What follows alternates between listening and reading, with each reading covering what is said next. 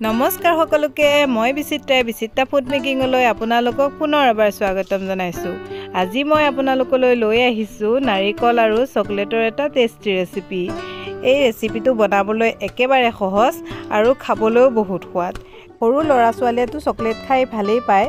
যদি আপোনালোকৰ ঘৰত সৰু ল'ৰা ছোৱালী আছে তেওঁলোকক আপোনালোকে এইবাৰ বিহুত এই মিঠাইবিধ বনাই খুৱাব পাৰিব আৰু তেওঁলোকেও বহুত ভাল পাব খাবলৈ। সেয়েহে আপোনালোকে মই এই মিঠাইবিধনো কেনেকৈ বনালো ভিডিঅ'টো স্কিপ নকৰাকৈ শেষলৈকে চাওক আৰু শেষত কেনে পালে মোক কমেণ্ট কৰি জনাবলৈ নাপাহৰিব। যিসকলে এতিয়াও মোৰ চেনেলটো ছাবস্ক্ৰাইব কৰা নাই প্লিজ চেনেলটো ছাবস্ক্ৰাইব কৰি ল'ব। আহকচোন এতিয়া দেৰি নকৰি ভিডিঅ'টোৰ মাজলৈ যাওঁ।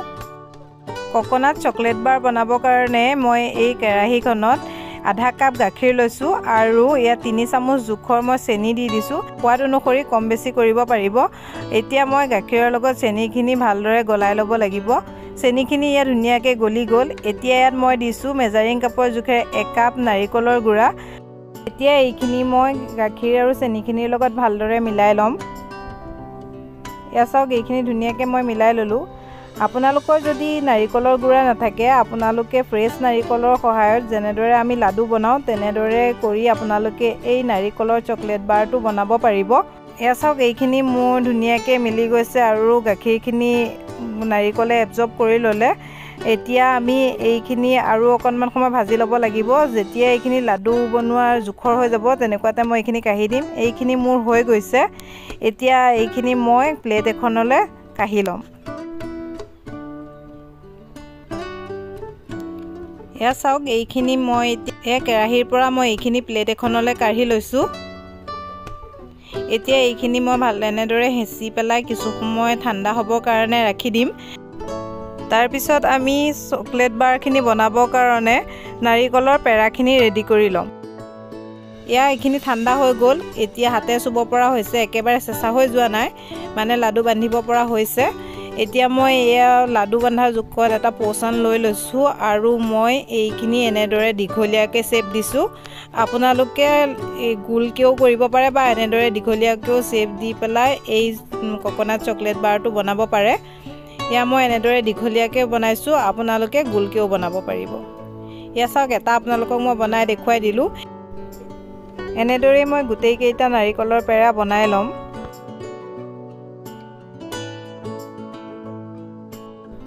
এয়া চাওক মোৰ গোটেইকেইটা নাৰিকলৰ পেৰা বনোৱা হৈ গ'ল। এতিয়া এইখিনি মই 10 মিনিটমানৰ কাৰণে ফ্ৰিজত ৰাখি দিম আৰু তেতিয়ালৈকে মই চকলেটখিনি মেল্ট কৰি ল'ম, মানে চকলেটখিনি গলাই ল'ম। এয়া মই ডাৰ্ক কম্পাউণ্ড চকলেট লৈ লৈছোঁ। চকলেটটো মই আগতে এবাৰ ব্যৱহাৰ কৰিছোঁ, বাকী অলপ আছে, সেইখিনিৰ পৰা মই অলপ এতিয়া কাটি ল'ম।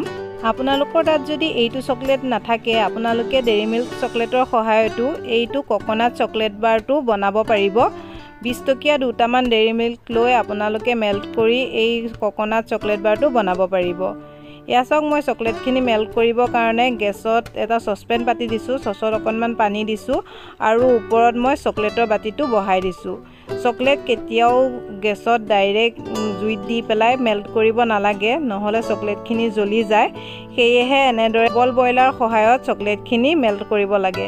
মই এনেদৰে মেল্ট কৰি ল'লোঁ। এয়া চাওক মোৰ চকলেটখিনি ধুনীয়াকৈ মেল্ট হৈ গ'ল।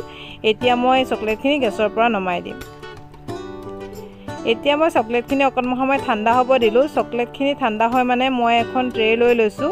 ট্ৰেখনৰ ওপৰত মই এনেদৰে ফইল পেপাৰ লগাই লৈছোঁ, মানে য'ত আমি কোকোনাট চকলেট বাৰখিনি ছেট কৰিম সেয়েহে মই ফইল পেপাৰখন লগাই ল'লোঁ। আপোনালোকৰ যদি ফইল পেপাৰ নাথাকে চাফা ডাঠ পলিথিন এখনো এনেদৰে পাৰি ল'ব পাৰিব। এয়া চাওক মোৰ চকলেটখিনিও ঠাণ্ডা হৈ গ'ল। এতিয়া মই ফ্ৰিজৰ পৰা যিখিনি নাৰিকলৰ পেৰা বনাই ৰাখিছিলোঁ সেইখিনি উলিয়াই আনিলোঁ।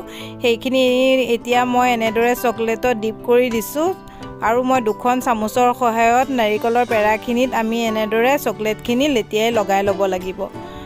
এয়া মই চকলেটখিনি ধুনীয়াকৈ নাৰিকলৰ পেৰাত লগাই ল'লোঁ আৰু এতিয়া মই ফইল পেপাৰৰ ওপৰত এনেদৰে এটা এটাকৈ থৈ যাম। আৰু মই চামুচ পাতেৰে এনেদৰে কৰি দিছোঁ যাতে ইয়াত এটা এটা চিন বহি যায়, যাতে পিছত দেখিবলৈ ভাল হয়।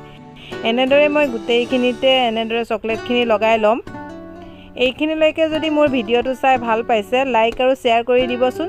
যিসকলে প্ৰথমবাৰৰ বাবে মোৰ চেনেলটো চাইছে প্লিজ চেনেলটো ছাবস্ক্ৰাইব কৰি কাষতে থকা বেল আইকনটো টিপি নটিফিকেশ্যনটো অল কৰি ল'ব তেতিয়া মোৰ আহিবলগীয়া নতুন ৰেচিপি ভিডিঅ'ৰ নটিফিকেশ্যনসমূহ পাই থাকিব এয়া চাওক গোটেইখিনিত মোৰ চকলেট লগোৱা হৈ গ'ল এতিয়া এইখিনি মই 15 পৰা 20 মিনিট সময় ফ্ৰিজত সেট হ'বৰ কাৰণে ৰাখি দিম তাৰ পিছত আপোনালোকক দেখুৱাই আছোঁ এয়া চাওক মোৰ কোকোনাট চকলেট বাৰ ৰেডি হৈ গ'ল মানে ফ্ৰিজৰ পৰা উলিয়াই আনিলোঁ ধুনীয়াকৈ সেট হৈ গ'ল এতিয়া মই আপোনালোকক এইখিনি মই বেলেগ এখন প্লেটলৈ অতৰাই আপোনালোকক দেখুৱাই আছোঁ এয়া চাওক কিমান ধুনীয়া হৈছে নহয়নে কিমান ধুনীয়াকৈ সেট হৈ গৈছে আৰু যে মই চামুচেৰে দাগ দি দিছিলোঁ এইকেইটা দাগ বহি গৈছে দেখিছেনে দেখিবলৈ ধুনীয়া হৈছে এতিয়া মই এইখিনি বেলেগ এখন প্লেটলৈ এনেদৰে উলিয়াই লৈছোঁ আপোনালোকে বিচাৰিলে এইবাৰ বিহুত আপোনালোকৰ ঘৰত সৰু ল'ৰা ছোৱালী আছে যদি এনেদৰে বনাই দিব তেওঁলোকে বহুত ভাল পাব আৰু আপোনালোকেও খাই ভাল পাব আপোনালোকে কোনে কোনে বাৰু